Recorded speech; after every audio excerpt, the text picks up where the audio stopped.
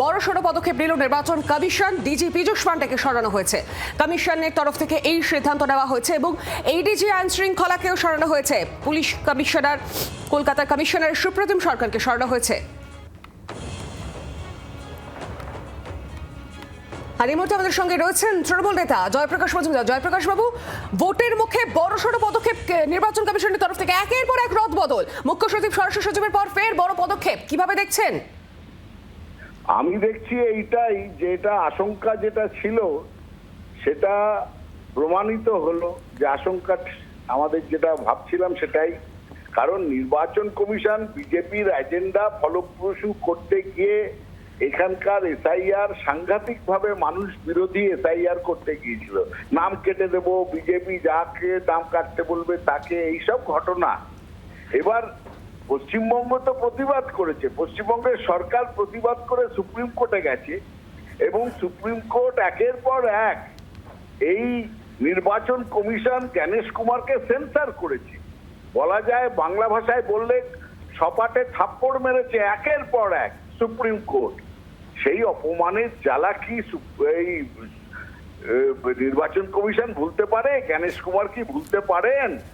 সবচেয়ে last hearing এ বলেছে, you lost your credibility, বোনাফাইডই নেই তোমাদের, মানে তোমাদের বিশ্বাসযোগ্যতা নেই বলে এই যে দিয়ে দিয়েছে জুডিশিয়াল অফিসারদের। এরা মনে মনে ফুঁসছিল, আর পেছনে তো বিজেপি আছেই।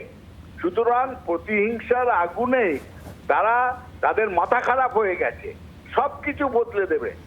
সবকিছু বদলালে কি বিজেপিকে আনতে পারবে জ্ঞানেশ কুমার? আমাদের প্রশ্ন হচ্ছে, বদলে কয়েকজন অফিসার বদলে আনা যায় না, মানুষের সমর্থন দরকার। 2021-এও অনেককে বদলেছিল, আসতে পারেনি। আর এবারও মানুষের সমর্থন না হলে জ্ঞানেশ কুমার আর শুভেন্দু অধিকারী কিংবা অমিত শাহ যতই তারা ষড়যন্ত্র করুক, প্রতিহিংসার আগুন দেখাক, কিন্তু মানুষ আছে মমতা বন্দ্যোপাধ্যায়ের সঙ্গে। সুতরাং তাদের এই রাগ প্রতিহিংসা সব বিফলে যাবে, যতই বদলি করে দেখানোর চেষ্টা করুক যে আমরা পশ্চিমবঙ্গ দখল করব। এটা হতে পারে না। এখানে গণতান্ত্রিক শাসন থাকবে, গণতন্ত্রের মাধ্যমেই ফেরত আসবেন মমতা বন্দ্যোপাধ্যায়। ধন্যবাদ আপনাকে আমাদের সঙ্গে থাকার জন্য। আর এই মুহূর্তে আমাদের সঙ্গে রয়েছেন বিজেপির প্রধান মুখপাত্র দেবজিৎ সরকার। দেবজিৎ বাবু, এদিকে মুখ্য সচিব স্বরাষ্ট্র সচিবের পর বড়সড় রদবদল, সামনেই নির্ঘণ্ট ঘোষণা হয়ে গিয়েছে। আর এদিকে আমরা তৃণমূল নেতৃত্বের সঙ্গে কথা বলছিলাম, তিনি বলছেন যে বিজেপির এজেন্ডা ফলো করে নির্বাচন কমিশন। কিভাবে দেখছেন গোটা বিষয়টা? ওনারা আতঙ্কে ভুগছেন। নির্বাচন কমিশন যা করছেন সেটা মনে হয় রুটিন কোনো কিছু, এরকম বদল হয় একটু বড় লেভেলে হচ্ছে, সেটা আমাদেরও চোখে পড়েছে। নির্বাচন কমিশন মনে করছেন, তাদের ট্র্যাক রেকর্ড দেখে তাদের মনে হয়েছে ভোট পরবর্তী হিংসায় বিভিন্ন জায়গায় যারা এইসব ব্যবস্থার মধ্যে ছিলেন, রাজ্যের তরফ থেকে, রাজ্য প্রশাসনের তরফ থেকে, তারা যদি নিরপেক্ষ না হন, কমসে কম তারা যদি তাদের নিরপেক্ষতা নির্বাচন কমিশনের চোখে প্রমাণিত করতে না পারেন, তার দায় তো আর বিজেপি নেবেন না। আর তৃণমূলের এত কষ্ট কেন হচ্ছে, কোন কোন জায়গায় ব্যথা ওদের, সেগুলো বলুক। হঠাৎ এত দুঃখ, এত ক্ষোভ, গণতান্ত্রিক পদ্ধতি মানুষ সঙ্গে আছে কিনা? মানুষ তৃণমূলের সঙ্গে নেই, সেটা তৃণমূলের অতি ছোট ছেলেরাও এখন জানে।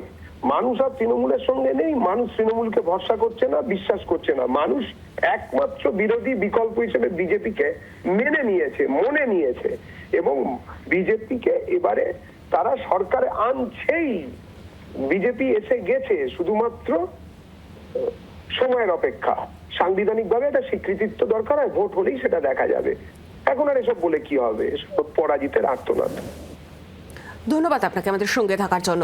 আর একবার আমাদের জানাই, মুখ্য সচিব স্বরাষ্ট্র সচিবের পর ফের বড়সড় পদক্ষেপ নেওয়া হলো নির্বাচন কমিশনের তরফ থেকে। ডিজি পীযূষ পান্ডেকে সরালো নির্বাচন কমিশন। কলকাতার সিপি পদে সুপ্রতিম সরকারকেও সরানোর নির্দেশ দেওয়া হয়েছে।